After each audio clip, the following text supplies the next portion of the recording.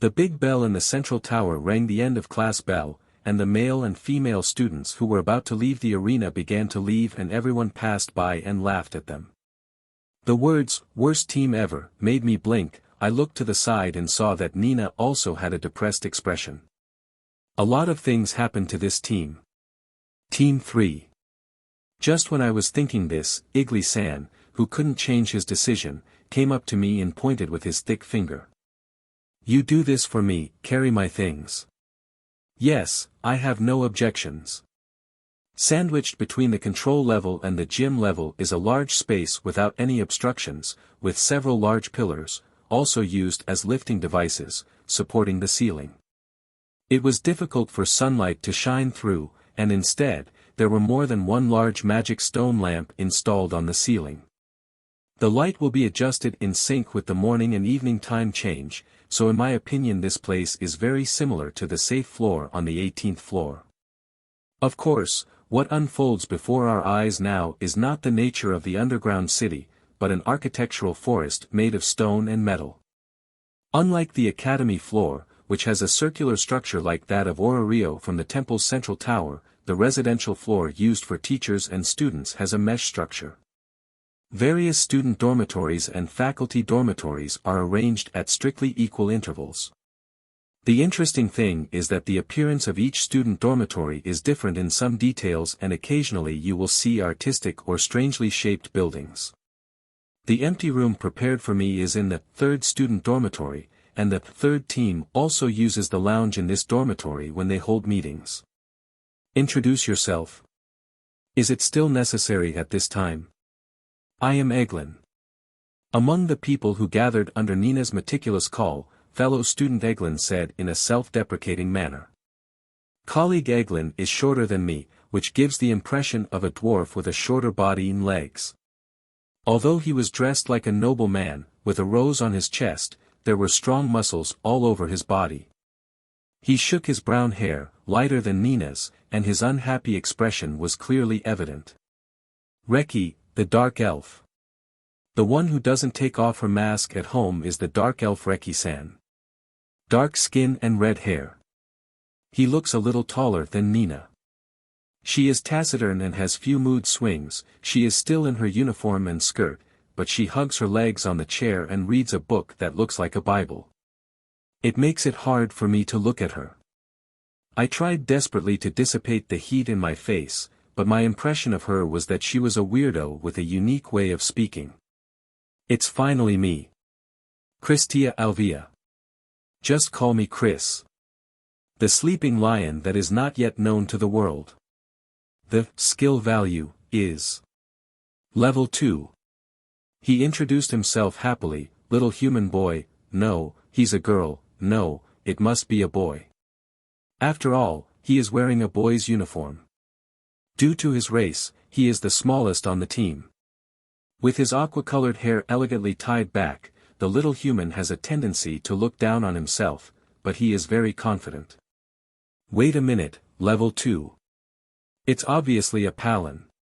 The same level as Lily who crossed the expedition. Although it is not good to say, little humans are not very powerful, which is why they are called the weakest race. It is true that there are first-level adventurers such as Mr. Finn and Mr. Alfred, but among the adventurers, the number of Palins who have experienced upgrade is overwhelmingly small. It's obvious, but he has reached level 2 in the outside world. I don't know if it's because the school district is very powerful or if Chris's classmate is very talented. By the way, all the members of the 3rd team, including Eglin-san and Reki-san, are level 2. Seeing how surprised I was, classmate Chris closed his eyes with his fists on his hips, his face shining, and puffed out his chest. None of this is important, layman. Don't do anything unnecessary during the special stage. Follow the half-elf closely. As if he was used to it, Eglin ignored his classmate Chris and said in an irritated voice and warned me again and again. Upon hearing what he said, the slender eyebrows of Nina stood up. Eglin, don't think of Lappy-kun as a nuisance, okay? We are already on the same team, and we are all partners. We must live in harmony. What a fellow. A nuisance. If he's in the dungeon without authorization. I blew myself up, so who can handle it? Although I'm sorry for Nina, I can't refute it at all. This is really a mess. Just when I was so dejected, Reki, who was reading as if it didn't matter to me, the classmate whispered. Forging a good relationship and so on, until now. That's why we have to argue, Reki. Guys, don't worry. The direction I'm going is the road. Don't worry. Scared, just follow me. Now. Nina, whose face was red, reminded Reki to pay attention to her words, while Chris continued to talk to himself with an attitude of going his own way. What is happening? This feeling of everyone doing their own thing. Even looking from the side, I felt that we weren't getting along. Someone called us the worst team in history. What does that mean? Nina, Eglin's classmates, even the atmosphere around Reki-san became heavier. The only one who hasn't changed at all is Chris, who still shines brightly. As if he had been bitten by a bitter bug, colleague Eglin said. That's what it means. No matter in, Bedell class, or, combat skills subject, our grades are last. The team hasn't been disbanded, it's hard to understand. Plus, you're the ones holding me back. Guys, stop arguing. Come on, look at the aura of light I give off. Although I'm not qualified to say this, it doesn't really matter. Seeing that Eglin and the others insisted on their own opinions and refused to give in, I silently observed Nina's expression. So, I sighed deeply when I saw this kind and gentle girl for the first time. Time flies when student life begins. With Nina's help, I was barely able to follow the cultural courses. In the dorm, I would preview and review with Nina before dinner in the morning, take classes during the day, and preview and review with Nina at night. I wasn't as smart as the other students and had no idea, so I had to rely on quantity. Just waking up early became a habit after experiencing morning exercises with Mississippi Aiz and the baptism of fighting in the desert. I went to bed later than anyone else and got up earlier than anyone else. Even when he slept, he was tormented by nightmares and thought about studying. I really didn't expect that a first-level adventurer's strong resilience, which is enough to stay awake, would be fully utilized in a place like this. Faced with Nina who took the initiative to accompany me in my studies on her own, I really felt that I had nothing to give back. However, more than studying, I am more concerned about the relationship with the third team. In the practice class, although we talked repeatedly with Eglin-san and the others, in the end we were unable to confirm our cooperation. No matter how many times Nina called, they told her to practice alone and completely ignored her. Professor Leon was just watching us from a distance. So, the fourth day of student life. The day of the special internship has finally arrived. Wow! So amazing!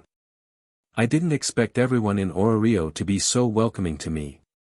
That was the first thing Chris said when he passed through Orario's southwest gate. Both the school district and Labyrinth City gave permission. As soon as the students entered the high city wall, they were surrounded by a large number of flower petals. The sound heard from a distance must be a welcome performance. The city seemed to be holding an unseasonal celebration, welcoming students with a bright future. What is that? Wow! It turns out that Orario is so beautiful. This is my first time here. It's so amazing. Lapikuin. That's right. I smiled dryly, wearing a red and white battle suit, and responded helplessly. Looking at her, Nina saw this and shouted, Lapikuin, and tilted his head in confusion. When I visited Orario for the first time, I was screaming that it was amazing, but Orario back then seemed more like a city of adventurers, or it wasn't as beautiful as it is now. At least it won't be as lively as a celebration for several days in a row like now. Beautifully decorated confectionery with special nougat and honey on display. A cafe with rare books. Contrary to my memory, today's Southwest Main Street is filled with shops that interest students. Just by looking at the fork in the road, you will find an elegant path ahead, which even made me think in fear, is this really Orario?